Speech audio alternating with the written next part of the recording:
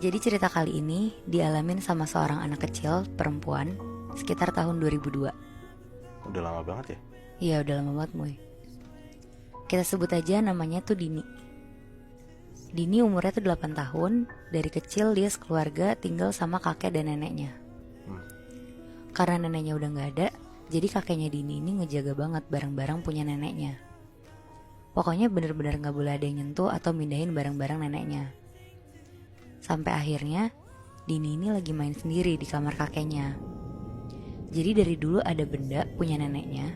Benda ini tuh ditaruh di dalam kotak warna merah. Kalau kotaknya ini dibuka, isinya ada kalung leontin. Dini selalu penasaran sama bentuk kalungnya, karena si kakeknya Dini ini tuh selalu cerita ke cucu-cucunya kalau kalung ini tuh salah satu benda yang paling bikin dia inget sama istrinya. Karena anak kecil itu rasa penasarannya lumayan tinggi, jadi Dini diem-diem dari kakeknya mau lihat kalung itu. Pada saat itu pas banget kakeknya lagi mandi, jadi Dini beranilah mau ngeliat bentuk kalung ini. Dini jalan ke arah meja di kamar kakeknya. Kotak merah ini tuh letaknya ada di atas meja, ditaruh rapi banget sama semua barang-barang neneknya dulu. Dini buka kotaknya, dia lihat isinya. Kalungnya itu tuh warna silver dan kayak ada permatanya gede dan bentuknya bulat. Tapi rasa penasaran Dini gak sampai situ aja. Dia kayak ada perasaan untuk kepengen banget buat pakai kalung itu. Akhirnya dia nyobain pakai kalung itu. Dia ambil dari kotak merahnya, dia kalungin ke lehernya, dan pas Dini ngaca, dia suka banget sama kalungnya. Dia ngerasa dia cantik banget kalau pakai itu. Pas banget kakeknya selesai mandi, terus kakeknya keluar dari kamar mandi. Dini buru-buru masukin kalung neneknya itu ke dalam bajunya Dini. Jadi gak kelihatan sama kakeknya kalau dia pakai kalung itu. Akhirnya Dini lanjut main dan gak lama mamanya Dini manggil Dini untuk mandi sore. Setelah itu sekitar jam 8 malam, Dini mau siap-siap tidur karena besok pagi Dini ini harus sekolah. Jadi Dini emang dari kecil tidurnya sendirian Bi. Udah gak sama orang tuanya. Pas Dini udah mau tidur, Dini naruh kalung itu di laci meja kamarnya. Pas banget Dini mau nutup matanya untuk nyoba tidur, dia ngerasa kayak ada yang ngeliatin dia dari pojok kamarnya. Tapi pas dia buka mata, kamarnya kosong, gak ada siapa-siapa. Di situ Dini udah ngerasa gak enak perasaannya. Tapi dia tetap lanjutin untuk tidur aja karena dia juga udah ngerasa ngantuk banget. Besok paginya Dini bangun tidur, Dini siap-siap mau ke sekolah. Tapi sebelum dia berangkat ke sekolah, Dini ini buka laci kamarnya. Dia ambil kalungnya dan dia mutusin untuk pakai kalung itu ke sekolah. Dini berangkat ke sekolah diantar sama supirnya. Perjalanannya sekitar 30 menitan untuk sampai ke sekolah. Pas Dini ngeliat ke arah lampu merah, Dini ini ngeliat neneknya lagi nyebrang di zebra cross lampu merah itu. Lah bukannya nenek udah meninggal, Nat? Nah itu dia Moy, Dini sampai kaget banget. Terus Dini ngomong ke supirnya, "Pak, Bapak ingat muka nenek kan? Bapak lihat deh, itu yang lagi nyebrang mirip banget sama nenek, Pak." Nah supirnya ini bilang, "Mana Kak? Gak ada orang yang nyebrang ah." Mampus. Di situ Dini kaget pas supirnya bilang kayak gitu.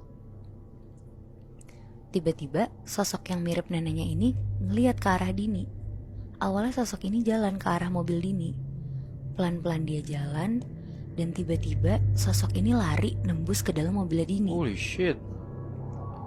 Jadi Dini ini posisinya bisa ngeliat dengan jelas kalau sosok ini tuh lari ke dalam mobilnya dia, terus nembus keluar lagi. Dari situ Dini shock banget sampai bengong sendiri.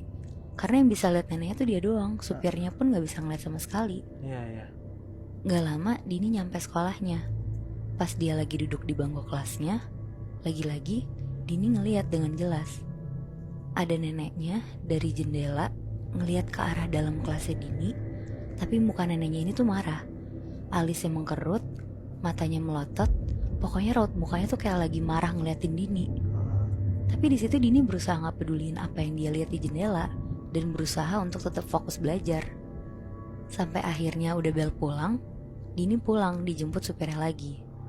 Tiba-tiba pas Dini udah di parkiran sekolahnya, sosok yang mirip neneknya Dini masih ada dan ngeliatin Dini dengan muka kesel dari pagar sekolahnya.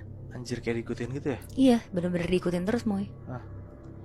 Dini di situ bingung banget kenapa Dini bener-bener diikutin sama neneknya.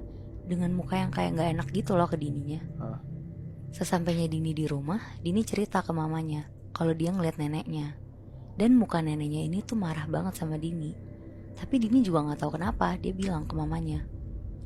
Pas mamanya lagi fokus dengerin ceritanya Dini, mamanya kaget banget dan langsung narik kalung Dini dari dalam bajunya Dini.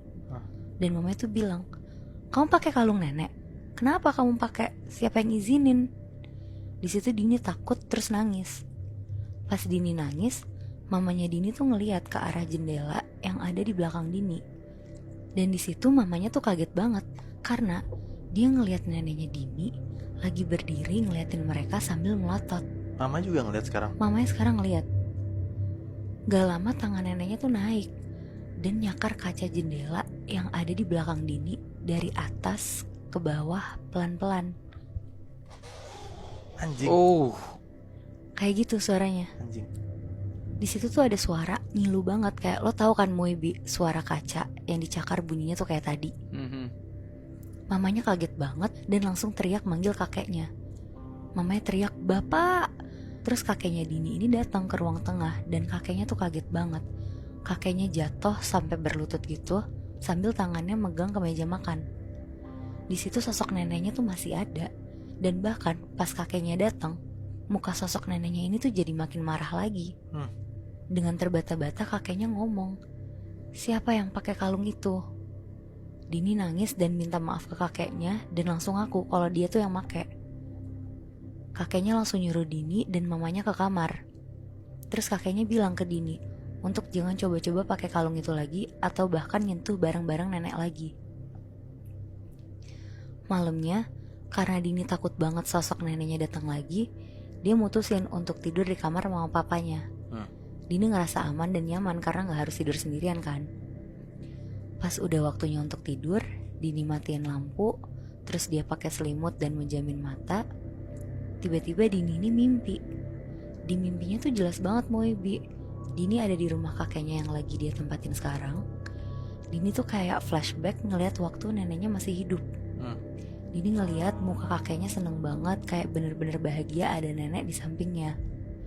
Bener-bener yang dilihat Dini tuh kayak kejadian nyata, tapi masa lalunya kakek dan neneknya. Dini juga ngeliat waktu neneknya sakit dan udah dirawat di rumah sakit. Di sini Dini udah mulai sedih karena dia jadi ingat setahun yang lalu pas neneknya dirawat dan akhirnya meninggal. Tapi pas Dini ngeliat lagi, dia lihat malam-malam waktu neneknya lagi duduk untuk minum obat, ada kakek yang lagi jaga, kayak ngeliat-liat waspada ke arah pintu sambil narik kalung yang dipakai neneknya ke belakang sampai neneknya kecekek dan meninggal. Hah? Di mimpi itu Dini teriak sampai kebangun. Bangun-bangun dari mimpinya, ternyata dia gak tidur di kasur, tapi di lantai. Anjir. Dan dia ngerasa kepalanya lagi dielus sama mamanya.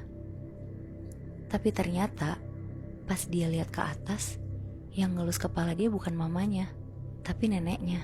Ya anjing.